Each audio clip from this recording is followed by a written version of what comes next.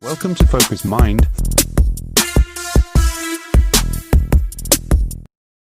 Now, cerebrospinal fluid is made of proteins and salts in solution. And proteins and salts in solution have a charge. When you drop them in solution, they have a negative or positive charge. So now when you begin to inhale and you begin to pull that cerebrospinal fluid up towards your brain and you accelerate those charged molecules, according to physics, when you accelerate a charged molecule, you create a invisible field called an inductance field. So now there's information going from your brain to your body and from your body to the brain all the time.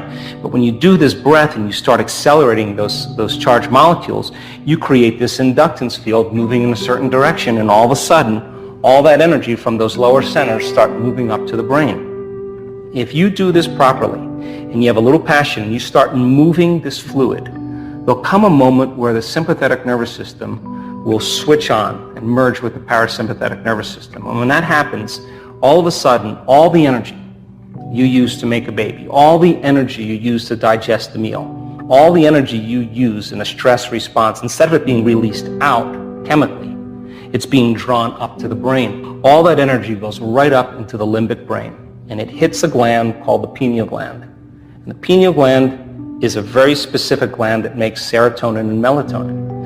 And when that energy strikes that gland, all of a sudden it begins to produce very powerful metabolites, sister molecules. And all of a sudden now the brain becomes super lucid.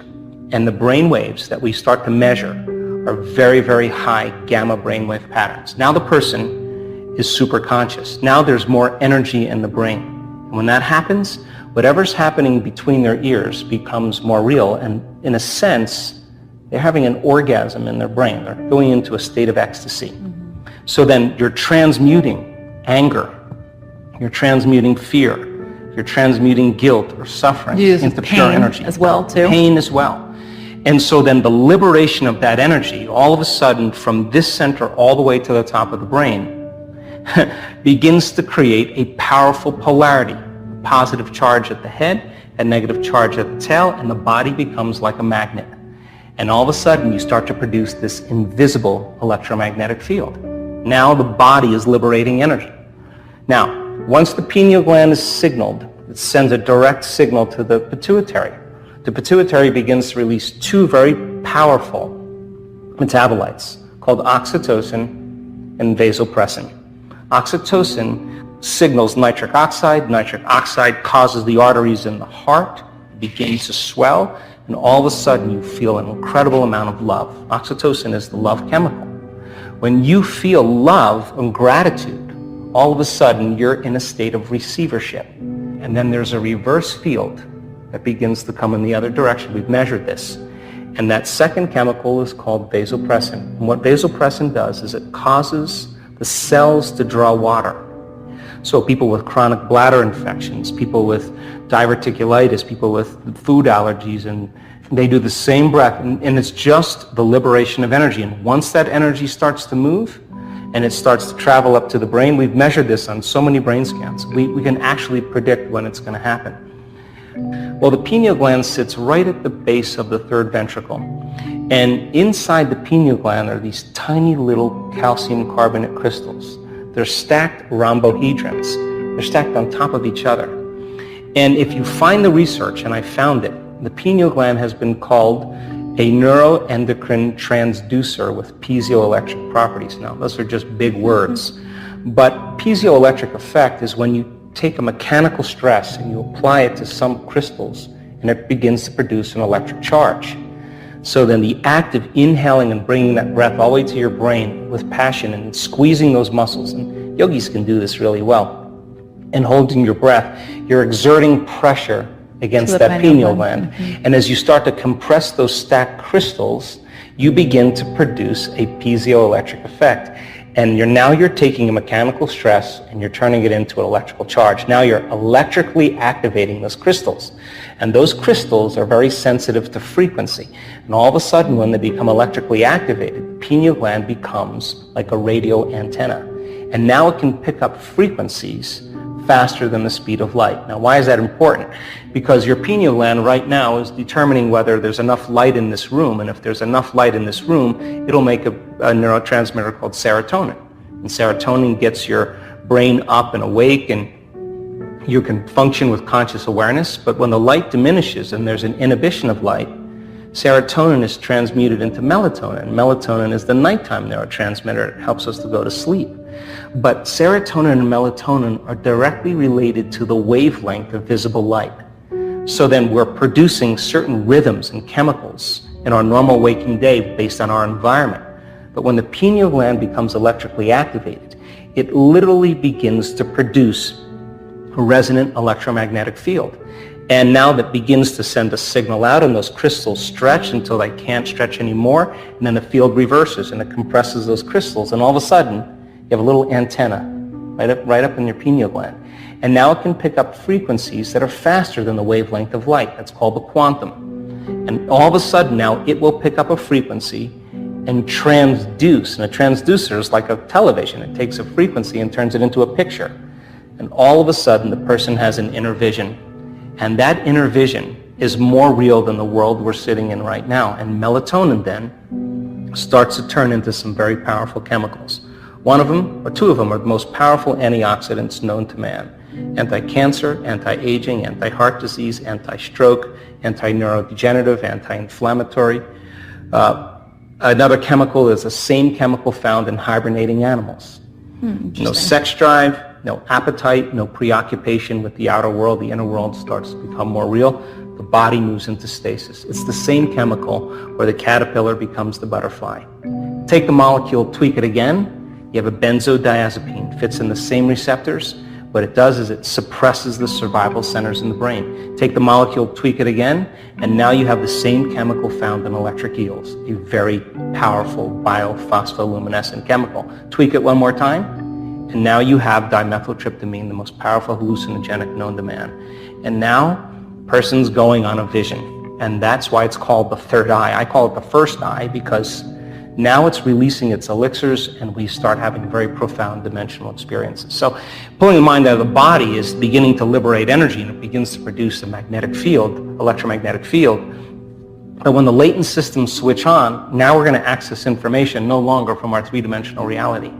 We're going to access that information from the field, and the brain is going to begin to transduce that frequency carrying information into very profound imagery, and the person's going to have a full-on sensory experience without their senses, and it's going to be more real than the world we're sitting in. When something unusual happens, people always say, oh, I want the unknown, I want the unknown. When the unknown comes, a lot of people aren't ready for it because it scares the living daylights out of them. You have one of two choices. In our brain scans, we've actually seen this. A person who gets afraid will move from that elegant state into a high beta brainwave state, a stress state, and they'll disconnect. They'll come back to their body and they'll lose the experience. Others, they relax and surrender into it. And the more you relax and surrender into it, and the less you resist it, the less impedance there is, the less physiological conditions we have. So when it happens, we have to literally surrender and relax into it. And that sounds very easy because, but a lot of times it's not. A lot of times it's more difficult than we think because it's a very powerful frequency. And the feeling that you have is a tremendous amount of love if you can fully surrender to it. And it's not chemical, it's electric. And you can feel it in every single cell of your body. That's the side effect of that we've seen is a biological upgrade. We've seen people's eczema, tumors, Parkinson's, rheumatoid arthritis, Hashimoto syndrome, literally go away after one biological upgrade. All disease is lowering a frequency and an incoherent message. And you can say in that moment, when that latent system switches on and those microtubules start vibrating, you feel such a level of coherence and order. You feel connected to something greater that you want to have that experience again. And so then the next time you do that breath, you have more intention, you have more passion, and you're literally drawing that energy up into your brain. And literally, one woman said her brain scan was off the chart. She said, another one of these and I don't need a husband. I mean, she had so much energy in her brain. It was a full-on ecstatic experience. So people are doing it, and the side effect is that the body begins to change dramatically. if you could use the same muscles right now, contract the muscles you use for elimination, front and back, and you were to lift those muscles up, you would be lifting up your pelvic floor, your perineum. Those are the muscles we're going to use to contract the energy related to the first center. If you were to pull your abdomen in and touch your belly button to your spine, you would be contracting the second center, where you would begin to milk the energy out of the second center. If you contract your upper abdomen, now you're contracting the muscles that are related to that center. The act of inhaling through your nose while you contract those muscles, coupling those together, is the act of pulling that energy. Where do we want it to go? Right to the top of our head. So if you took your finger and you were to place it on the top of your head and work your finger now in there, and then take your finger away, if you can keep your attention there, where you place your attention is where you place your energy. So that's your target.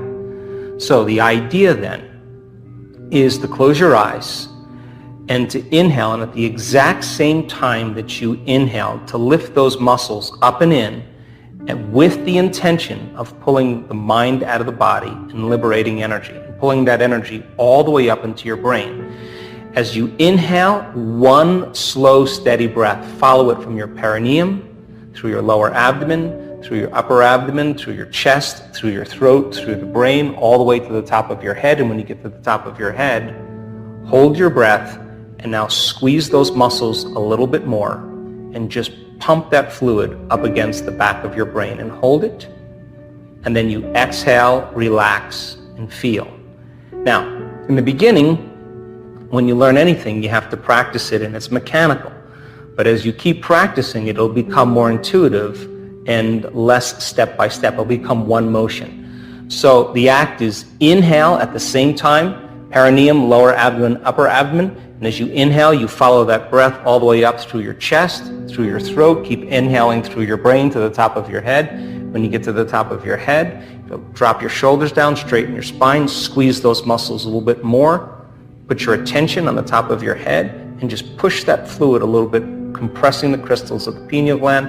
Hold for a few seconds and then relax and feel it in your brain. Now, I would recommend when you do this to play some music that has no lyrics but has some drums or has some music that you can interpret as the movement of energy.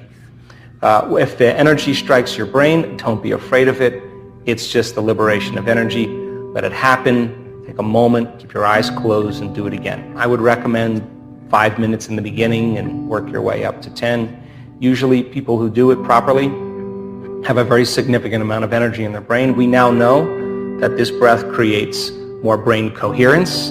It increases the amount of energy in the brain. It activates the autonomic nervous system.